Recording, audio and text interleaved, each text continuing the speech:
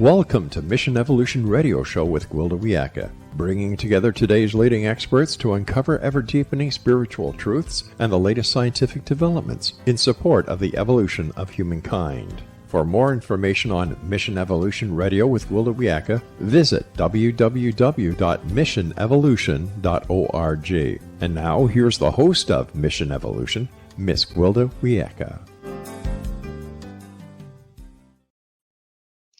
What are spiritual experiences? And what do they have to do with evolution? Mission Evolution Radio TV show is coming to you on the X-Zone and TV and the X-Zone Broadcast Network. We're produced by Relmar McConnell Media Company with studios and corporate offices in St. Catharines, Ontario, Canada.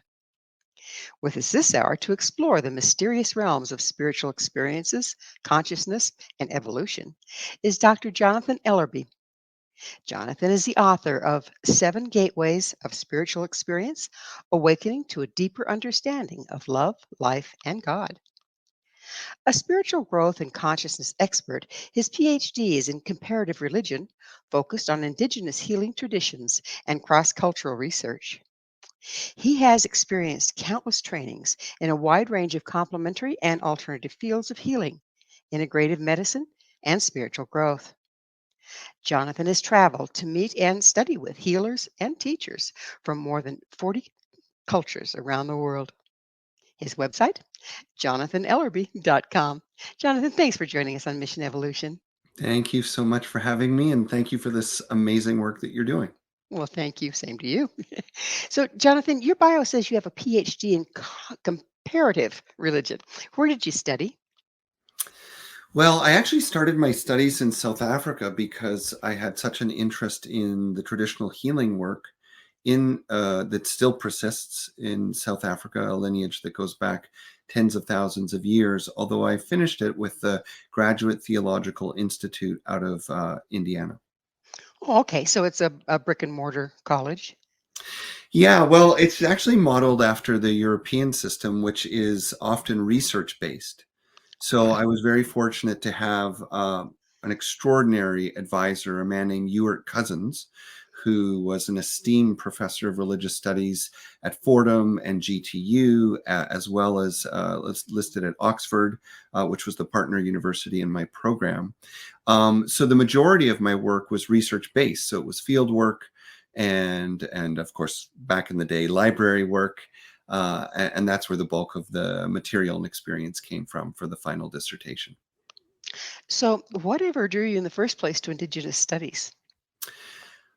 Wow, that's a great question to start off with, and I want to acknowledge immediately that it's a complicated topic in today's world because so many of the traditions and cultures that both spiritual seekers and scientists are needing to reevaluate and reacquaint with and reconnect with are traditions and cultures that have been exploited, that have been diminished, and that in some cases have even been, dealt with in violent ways. So I want to be respectful and say I have been really fortunate to have been enveloped by traditional communities. I have extended family in a community in South Dakota in the United States, and I've spent a tremendous amount of time with Indigenous communities in Southern Africa. Having said that, as someone who was born and raised in Canada in a I guess what I would call generically a white Jewish humanistic home, there's little I could say on behalf of Indigenous people. I certainly would never speak for them. So that's an important preamble probably to a lot of things that may come up in this call. But I can briefly take one more step and say that what I found as a teenager, to be succinct, is that Indigenous communities were some of the only communities that I felt were not just welcoming to the kinds of spiritual experiences that I was having, but also felt sophisticated and really like a kind of home for me. And I'll go on and say that one of the motivations behind the book is that I find that too many people in what we might call the modern Western world have no idea what to do with their spiritual experiences, because even in their religious tradition, there is so much misunderstanding. There is so much social convention that runs against embracing and exploring spiritual experiences, that people are looking for homes for their spiritual lives. They're looking for answers. For me, that happened to have been in the Indigenous world, but I do believe that people today can find it in many places. So you were having spiritual experiences that kind of drove you to looking. How old were you when you first started having them, and what were they like? Yes, well, once again, I'll answer kind of backwards by saying that it's not uncommon that I'll appear in an interview or in an article as sort of an expert with an academic background. But the secret truth you've just sort of driven towards is that I came to that interest in research because these things started happening to me, I would say self-consciously around 10, the age of 10. Now, I will say for the listeners or the viewers, I think everyone's having spiritual experiences all the time. And I think that children are frequently having experiences that we as adults, or even we as researchers, would categorize as spiritual experiences. I think what was distinct for me at that age is that it's sort of the beginning of individuation. Around age 10, 11, 12, we start to question, who am I? What is my place in the world? And I felt that I was dealing with an extra factor that I didn't feel my friends or my family was dealing with. And at the time, it was a distinct perception of energy and a distinctly felt sense of presence. And in some cases, that meant something, vast and grand, like an abiding energy, what some people might call God or consciousness. In other cases, it was something very particular and unique to specific places or specific objects or even specific phenomena. So that's how it all began. And of course, by the time I was a young teen, 13, 14, I started to wonder if I was crazy or if maybe everybody else was. And that's where the more of the what I call the more formal external search began, wanting to read and understand and interview people to see what exactly was I encountering and were other people having the same experiences. So, why don't you tell me the anatomy of a spiritual experience? Ooh, well, that's a fabulous question. And I would say that there's a couple of ways to handle the answer to that question. So first of all, and this has been a part of my work for some time now. I believe that it's helpful to think of spiritual experiences existing on a spectrum. So this is the first thing that I want to identify. And I would say that there are 7 primary types or categories of spiritual experience. And the reason why that's an important part of the answer to your question is that some of these experiences can look very different than others. And so if you have one experience and not another, it's easy to think maybe yours is a spiritual experience, but somebody else's isn't, or the opposite. That, oh, those people are having spiritual experiences because they saw ghosts or they feel energy or they felt that there was a presence when they prayed. But I am not having spiritual experiences because I'm only experiencing these things over here. So I think understanding that there is a spectrum of types is a first important step or filter to consider. We can certainly talk about those if you want. But So, when go ahead. well, I was going to say, but interestingly, there are some other scholars that have looked at the question, how do we more narrowly define and differentiate a spiritual experience from other experiences? And the first scholar to look at this was William James, an American psychologist who became quite famous actually for a series of lectures he did in Scotland that were transcribed into the book, The Varieties of Religious Experience. And this has informed psychology and psychiatry until today. Now, Andrew Newberg, a famous neurologist who is known for his clinical and laboratory research on spiritual states, recently, by coincidence, actually came out with a book within a year of mine, one of my recent ones, and his is called The Variety of Spiritual Experiences. In short, both authors and I would agree that there are a few hallmarks, and one is there is a sense that this experience is a departure from ordinary reality. There's a distinct sense that this experience is as real or somehow more real than ordinary reality. There is typically a quality that defies the ordinary perception or senses. So maybe it's more sensorily rich, or it seems to access other senses like intuition or imagination that aren't typically a part of a daily experience. And there is often a feeling of what they call ineffability. In other words, some aspect of the experience just defies explanation, even though it feels more real than anything else, as concrete and practical as anything else. It somehow connects us with something beyond even the mind. And that's really maybe the last hallmark, is it's typically an experience that feels like it's coming as much from the outside in as it is from the inside out. It distinctly feels spontaneous and like almost like what you might call grace, uh, not a product of the mind or something that we have thought of or created. Well, we're running close to time out in Yeah. this segment, but um, is spiritual experience, and we'll get into this much deeper, I'm sure, when we start dancing with shamanism, but is spiritual experience something that one can initiate rather than just wait for the dawn to strike? Yeah, wonderful experience or wonderful question. And absolutely.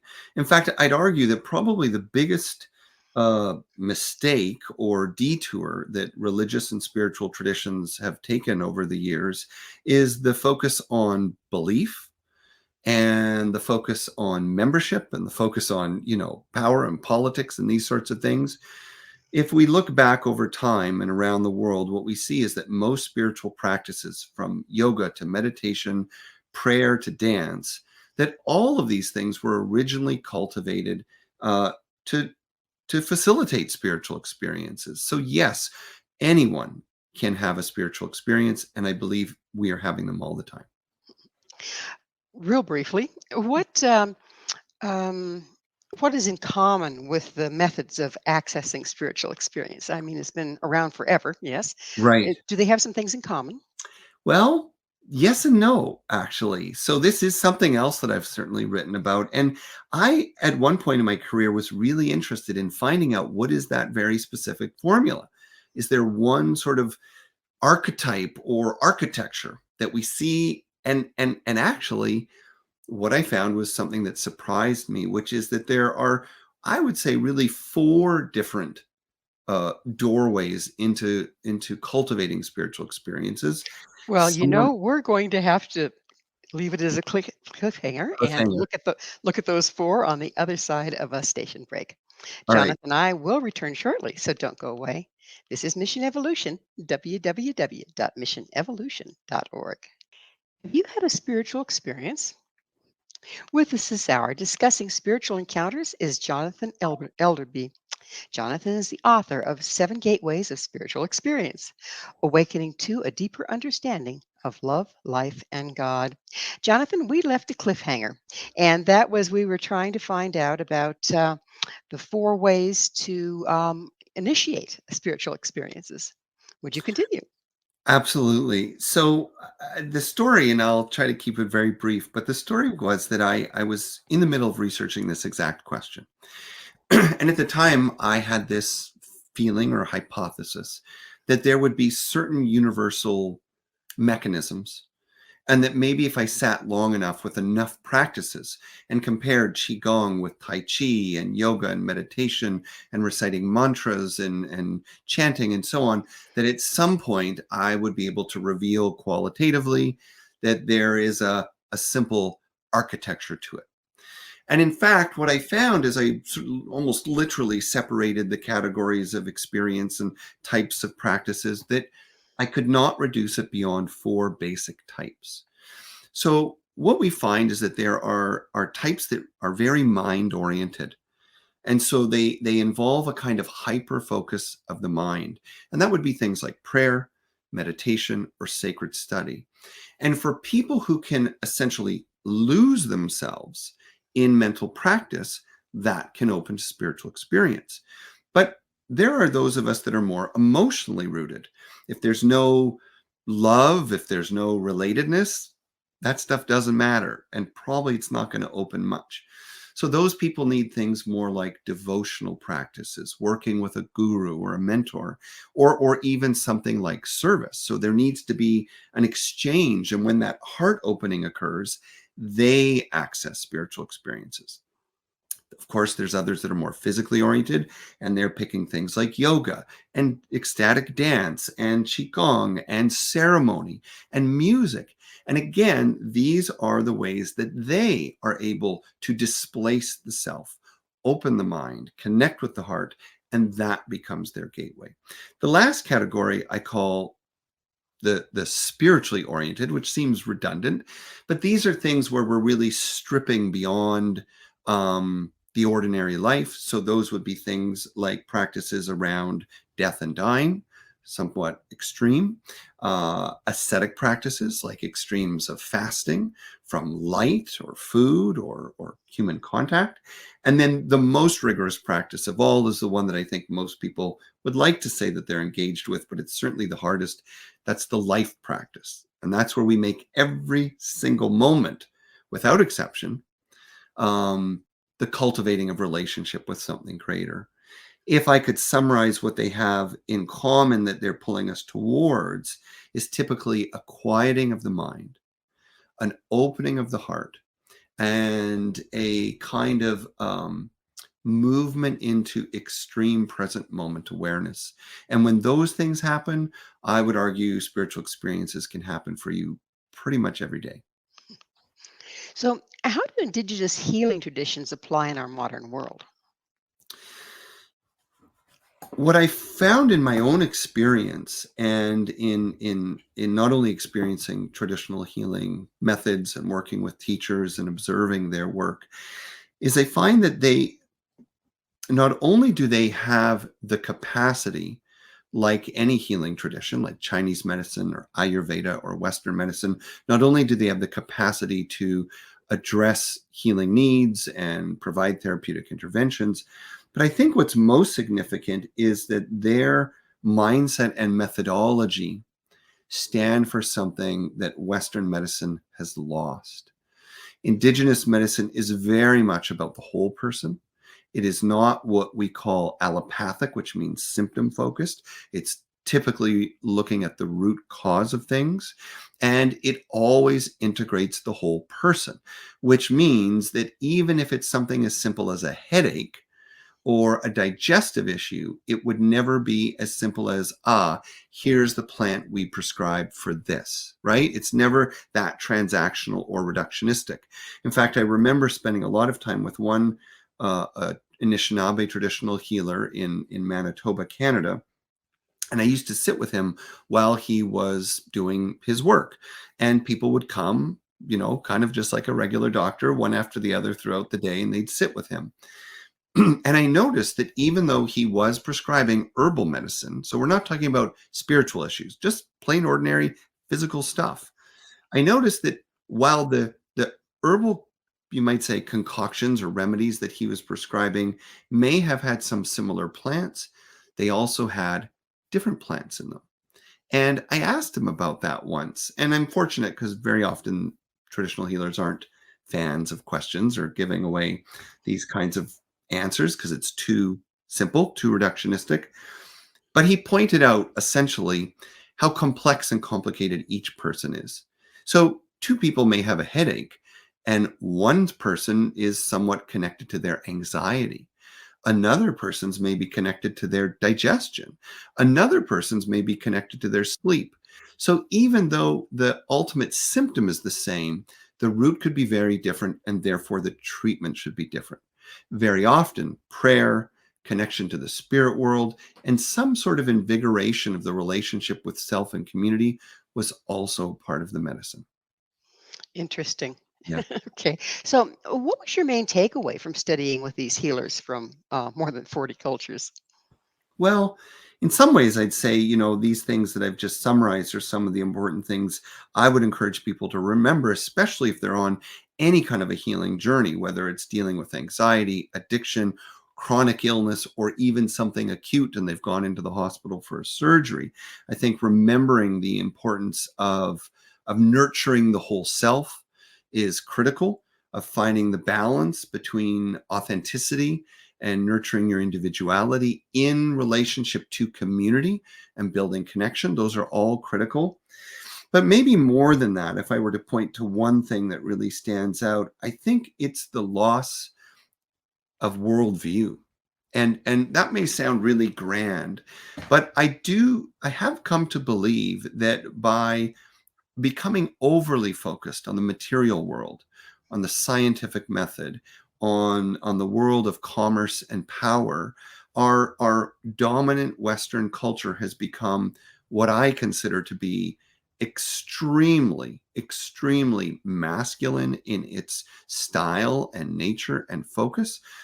This leads to the consciousness of conquest and colonialism, which sounds like an old story, but it's not, because this is what we're seeing big tech companies doing, and this is what we're seeing the big billionaires doing. It's still a consciousness of conquest and competition rather than collaboration and innovation and creativity. And I think when we look at the issues in the world today and the kind of solutions we're going to need for our future, I'd say that Indigenous mindset, which is so communal, so pluralistic or inclusive and integrative of diverse views, I think it's going to be absolutely essential to help us all go forward in a healthy and balanced way. Well, there's a hot topic. It's been a hot topic for years, but it has to do with appropriation of ceremony. Where do you stand on that? I think the complicated thing is that we try to look at this in from a universal perspective. And what some people might say is, well, if yoga can be used, and that came from India, why can't, indigenous practices be used? And I'd say there's a couple of reasons why that stands out as different. The first, of course, is just colonial history. And if you have the close approximation of two parties in which one has been dealt with violently and they are still there, then it is, I would say, the responsibility of the party that is not, in the community that has been subject to the, whatever you would call it, persecution or genocide or cultural deconstruction, to show respect. And I think that is important because that in itself is a healing lesson. So I don't think we're losing something just because we respect when one tradition, community, or culture says, hey, leave that to us. I'd say if a community says, leave it alone, you just leave it alone. I would certainly like that if someone came and hung out in my house and they started touching stuff.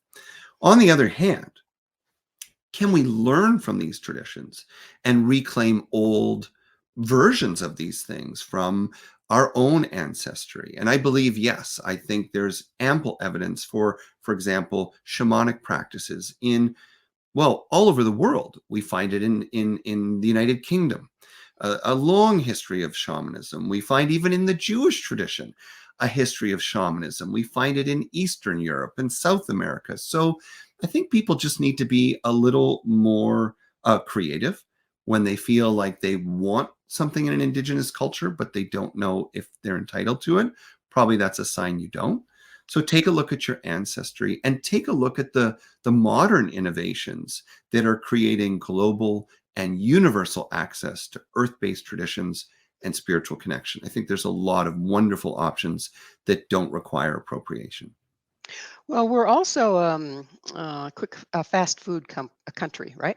Yes. Do you see that fast food, fast fix mindset corrupting and watering down the practices? I think you hit something really, really significant, which is, why don't people look beyond just appropriating what's easy and close? Because they want a quick fix. They want it to be easy. They want to do it the way they want to do it. And they're not used to getting no for an answer. In traditional cultures, spiritual growth and wisdom is thought of as something that you earn, not something you learn, which means it doesn't matter if it's available on the internet. You take time to acquire it. And we're not used to that. And I would also argue that some of the deepest spiritual work I've ever done or been introduced to, it's typically hard work. And while remarkable things can happen in a quantum instant, there's often a lot of preparation and cultivation and disappointment along the way. And strangely, I'd say I've learned as much about time and disappointment and unlearning the fast food culture from spiritual experience as I have learned that, yes, it is also true that spiritual experiences can catapult us into a whole new way of being or a radical healing in just a matter of moments. So there's we're just virtually out of time here, but there's initiation and embodiment involved in a lot of the preparation for a spiritual experience. Do you find that necessary? Absolutely. Absolutely.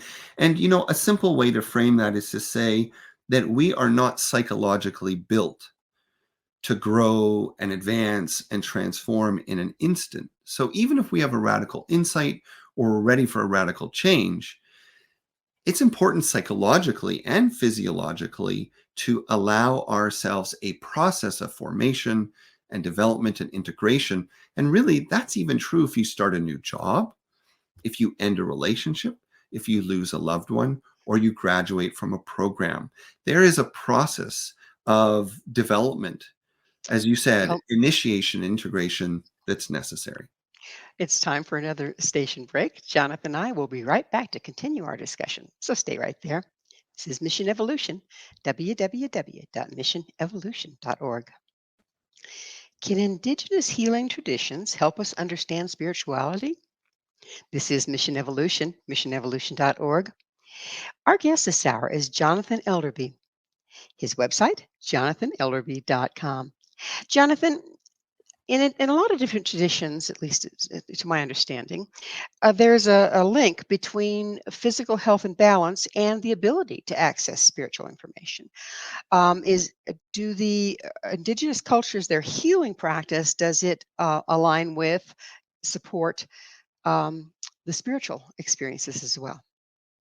Yeah, absolutely. And, again, in case people are just joining, I don't pretend to represent Indigenous traditions in any way. I can only speak to my experience over the last 35 years.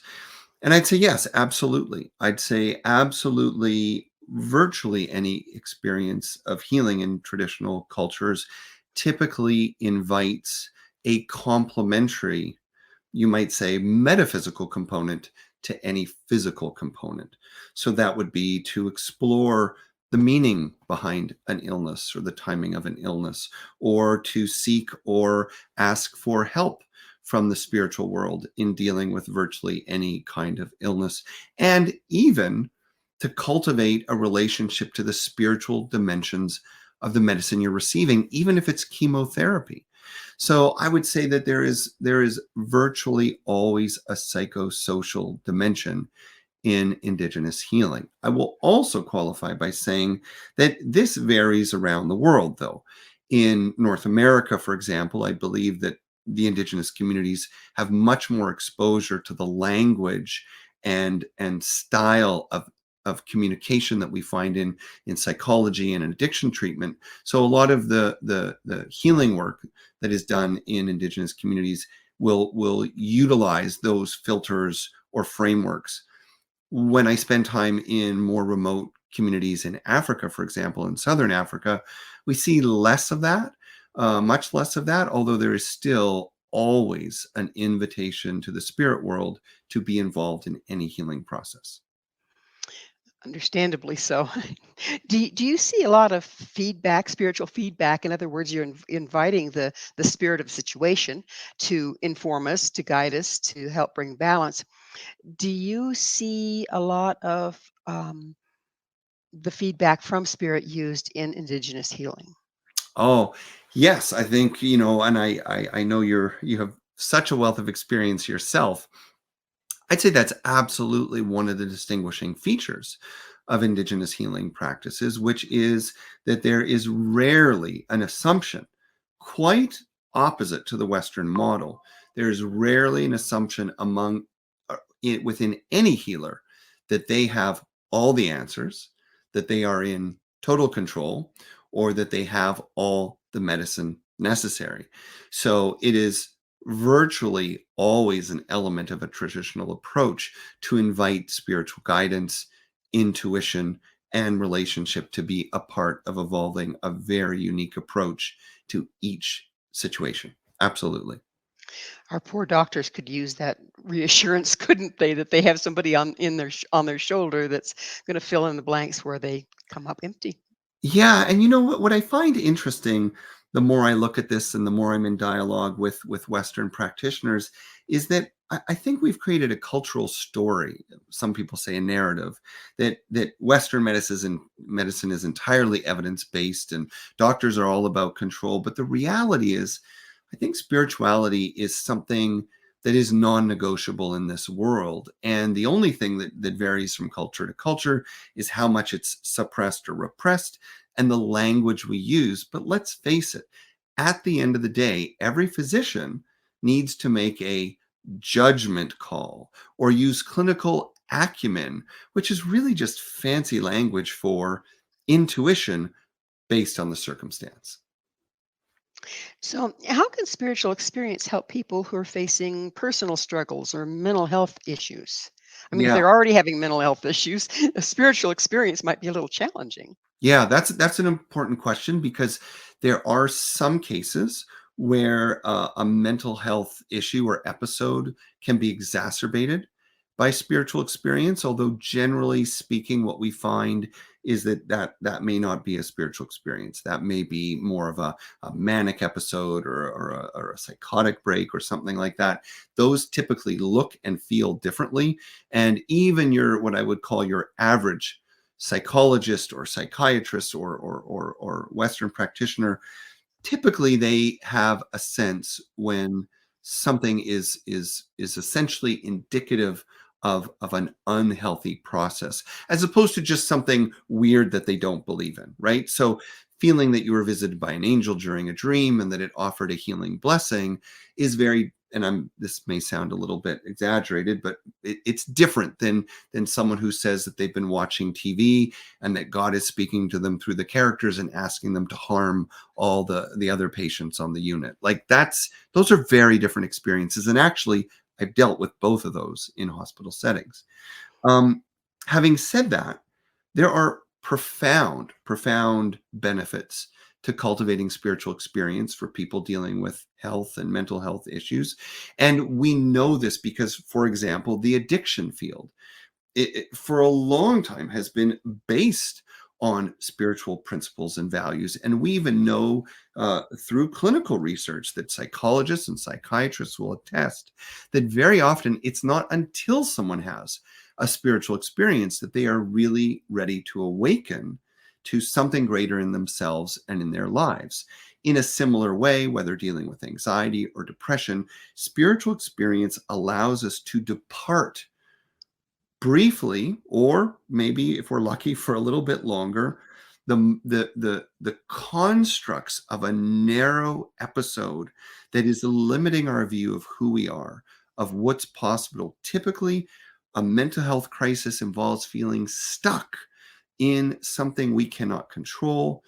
There's typically shame and fear baked into that. And when we have spiritual experiences, regardless of how long or how deep they are, they lift us out of those symptoms and allow us to see ourselves differently, to know our place in the world differently, and to feel the possibility of healing and change. And very often, those simple things alone are enough to help people to make a significant step or even to alleviate symptoms in itself. We're living in some pretty interesting times, and there's crises all around us. I mean, we can say, yeah, it's always been that way in history, but right now it's pretty intense. Mhm. And the children that are coming on deck are going to be confronted with things that we never even dreamed of. Is there some way spiritual experience can be used by parents Mm. towards children, or how do they address it when a child comes up with one? Would you speak to that a little bit? Yeah, absolutely. I think that's a really beautiful question. because the sort of irony that we're running into is that it seems that the more and more the world moves to massive scales of crisis, and you're right, we may have always had problems in the past, but the scale of these problems is now different, right? Because one leader doesn't just affect 1,000 people or 10,000 people, they can affect 10 million or 100 million people. So while the world seems to be narrowing in many ways, not entirely, because there's clearly a global evolution underway, at the same time, it does appear that children are arriving more and more sensitive, more and more open, and parents are caught between these two dynamics. The most important thing a parent can do for a child that seems to be exhibiting spiritual interests or experience is simply to be supportive, to help them to feel that it's safe, it's okay, it's normal, and even to be curious so as to invite the further exploration of those things. What we find is that while you can read all kinds of books, and I recommend that, exercises to do with your kids and practices and so on, any spiritual practice could be shared with a child. The most important thing is simply not to shame them, not to challenge them, not to doubt them, but to be curious, loving, supportive, as really you could and should with any aptitude of any child. So now, children, their, for the most part, imagination is still alive and well. What does imagination have to do with spiritual experience? Yes, wasn't that a brilliant, important question? There is a very strong connection between imagination and spiritual experience because, in many ways, spiritual experience takes place within the same landscape, or you might say using the same mechanisms that imagination uses. And yet it remains distinct. So you might think of it as like imagination is one sport. And if you are a really good swimmer and you do lots of swimming exercise all the time, it will support you when you move to, I don't know, baseball or gymnastics or some other sport. So there's a certain kind of muscle involved, and I'm speaking metaphorically, in imagination that is absolutely a precursor or a stage that spiritual experience springs out of. When we look at, for example, shamanic journey work, guided imagery, hypnosis, even energy healing and energy medicine, virtually all of these types of sort of spiritually rooted healing traditions rely on the visionary mind. So to have access to one's imagination is to have access to one's intuition, to one's creativity, and we become more permeable or open to spiritual, you might say, forces or wisdom or insight to come in. It's absolutely essential. Such an important question. So does building something in imagination consciously, does that impact what's going to go on at the quantum level, say for instance? Absolutely, absolutely. Because and I know that many of your guests have addressed this, and I think it's one of the important contributions that your show makes, which is that it's to remind people that over the last, arguably 1,500 years, we have been refining and refining a model of reality that is divisive, and a word that I use a lot is reductionistic, as if the world is the sum of its parts. But what we know through spiritual tradition and good modern science is that that could be anything, there couldn't be anything further from the truth. The world is an emergent principle that comes together as something greater than the sum of the parts, and that all of the parts are interconnected and they are communicating with each other. We know this is the way of a forest. We know this is the way of a family. We know this is the way of the cells and the biology in the body. We now know that the mind or the intellect is not just in the brain, but that thinking happens at every level. And so this pattern of interconnection is happening at all levels of our reality. Therefore, yes, our thoughts and our emotions are absolutely communicating, not only with our body, not only with our energy body, but with everyone and everything around us. That certainly opens our eyes as to what kind of impact we have even when we don't know it. It is time for yet another station break. Please stay with us as Jonathan and I continue to explore the impact of spiritual experiences. This is Mission Evolution, www.missionevolution.org. Can spiritual experiences help us evolve? This is Mission Evolution, missionevolution.org. We're continuing our discussion with Jonathan Ellerby. His website, jonathanelderby.com. So, Jonathan, that's the question of the day. Can spiritual experiences help us evolve? And if so, how? I think spiritual experiences are actually one of the most important missing ingredients to the kind of evolution that I would say most of your viewers and listeners are looking for. And I would even argue that we are hungry for in this world. And the reason why they're so essential, as opposed to so many other forms of growth or evolution, is because they have the capacity to introduce a level of novelty that is absolutely essential in the most dramatic forms of evolution. In other words, if our growth and healing as individuals, families, communities, cultures, or as humanity is simply built on the sum total of lessons from the past, then we're going to find it difficult to make much progress because we're using a mindset that's not working to evaluate mindsets that haven't worked and things that have failed in the past in order to somehow co-create a future that we've never even seen. And yet what we know is that some of the most incredible innovations and insights from the physics of Einstein to the music of the Beatles has come to people through spiritual experiences. That means aha moments and insights that quite literally transcend what we feel we know, who we think we are, and what we may be in the middle of. So the greatest capacity for transformative healing and evolution absolutely resides in the spiritual experience. And I'd say we have evidence. This is what's been going on for 60,000 years of human culture.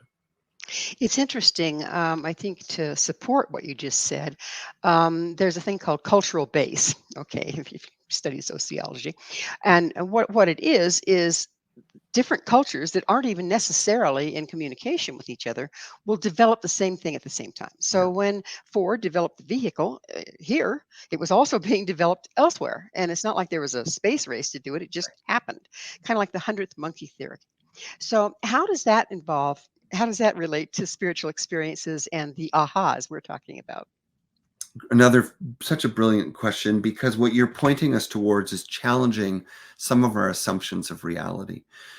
For a lot of people that are looking at spiritual experience, whether they like it or not, their cultural orientation is psychological, it's mechanistic, and the idea is that somehow, even though yes, they're important and meaningful, it's all coming from us. We are psychologically creating the spiritual experience. But what you're pointing us towards is a very different possibility. What Carl Jung would suggest, and certainly shamans, traditional healers, and mystics for thousands of years have known this, is that spiritual experiences may be much more about accessing ideas, energy, information, even emotions that exist in another dimension. Now, some could call that the quantum realm, and some might call that the cosmic realm. And I don't really care what you call it, but what I certainly feel strongly about, that I think you're pointing towards, is that we are drawing from a reservoir that is not only within the human experience, but beyond it.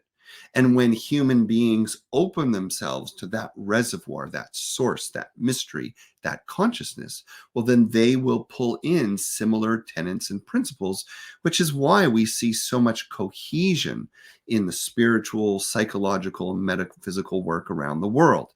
It may be coming through different filters, different people, different times, and different cultures, but there are certain superstructures to our universe and our consciousness that will persist again and again in any discipline and in any life.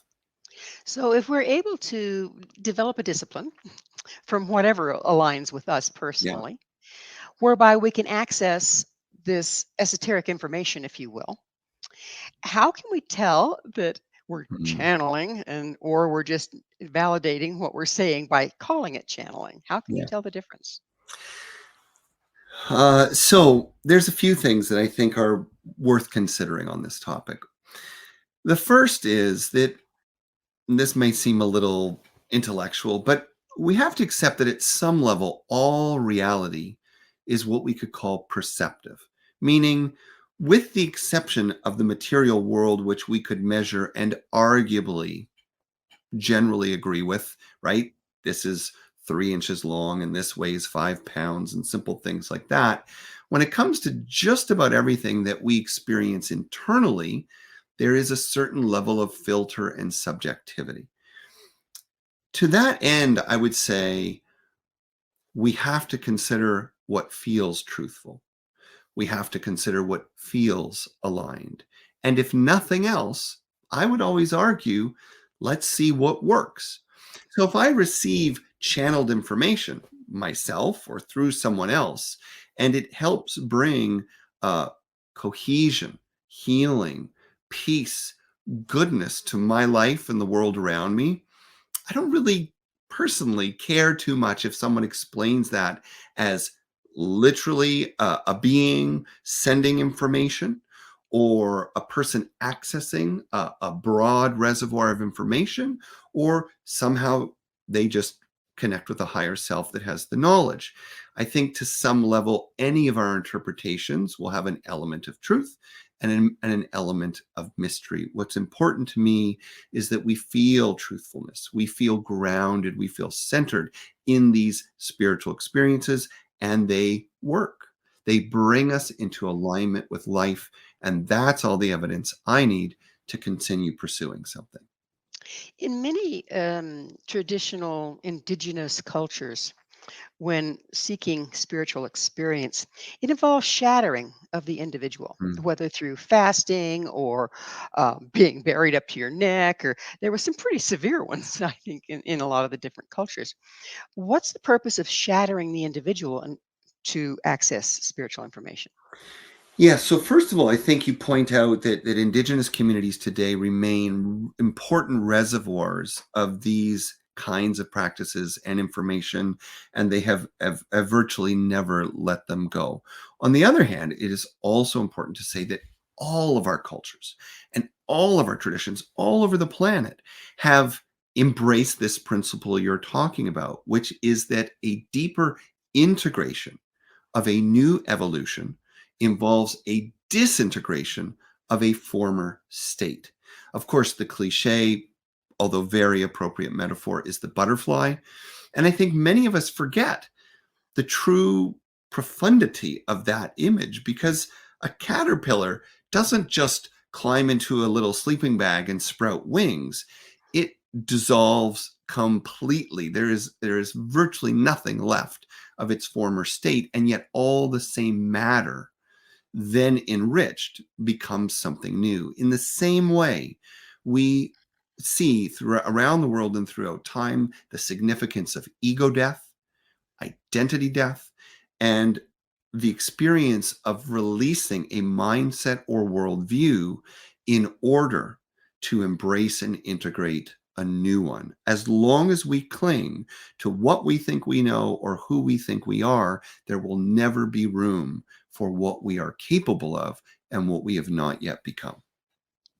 Looks like we're going through a mass collective death of the soul at the moment, but I would say. yeah. I would So say. Well, and what you're bringing up is very important for people to hear, because in a worldview that doesn't understand that breakdown is necessary for breakthrough, they can see all this upheaval and discomfort and feel fear rather than encouragement.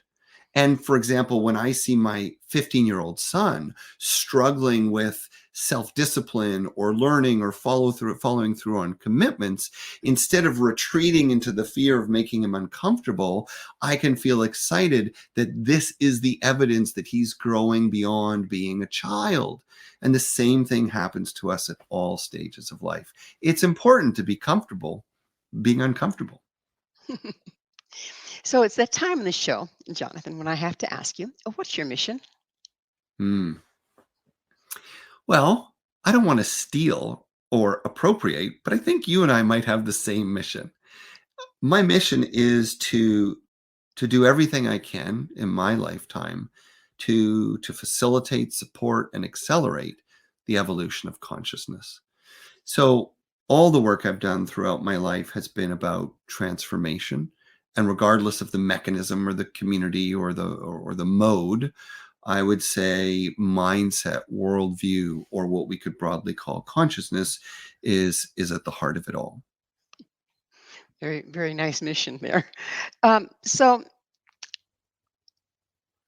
how has the study of spiritual experiences impacted your life, and how do you see it impacting us as a whole? It's interesting. I was thinking about this just today, and I want to be vulnerable and quite honest about this. I have had some moments as an adult where I've wondered, did these spiritual experiences, and you may know I've written about some pretty dramatic things that have happened to me. Like, do they really help me when I'm struggling with my children or frustrated in my marriage or something's not going well in my job? And what I'm reminded is that I don't believe that spiritual experience and evolution means that everything's always going to be perfect for us. I think what has happened for me is it's developed a kind of mental agility and emotional resilience so that I can be observing, I can access peace, and I can be curious in the middle of an internal storm, in the middle of a situational storm. And that is probably the greatest gift, right? To always know, no matter what I go through, that there's more to me than what's going on, and there's more to the world than what I see. And in a similar way, I would say the gifts for the world are something similar. Although I would push and say that some of the key hallmarks of spiritual experience are the felt sense of interconnection, the humility of touching mystery, and the direct encounter of a kind of loving impulse to heal, to serve, to care for, to steward that I think our world needs today. Spiritual experiences are about rising above the me and integrating the we. And I think that when we move into that conscious connection with a loving impulse to serve through a humble intention to learn, there is nothing we cannot heal, there is nothing we cannot transform, and certainly a beautiful, vibrant future awaits. Well, that's a beautiful way to close because it is the end of our time together. Jonathan, thank you so much for coming on the show. My pleasure, and thank you for the incredible work that you're doing. It's important, and I'm happy to be a very small part of it. Thank you. Our guest this hour has been Jonathan Elderby, the author of The Seven Gateways of Spiritual Experience, Awakening to a Deeper Understanding of Love, Life, and God. To find out more about Jonathan, where you can find his books and other offerings, visit his website, jonathanelderby.com. This has been Mission Evolution with Gwilda Wiyaka. For more information or to enjoy past archived episodes, visit www.missionevolution.org.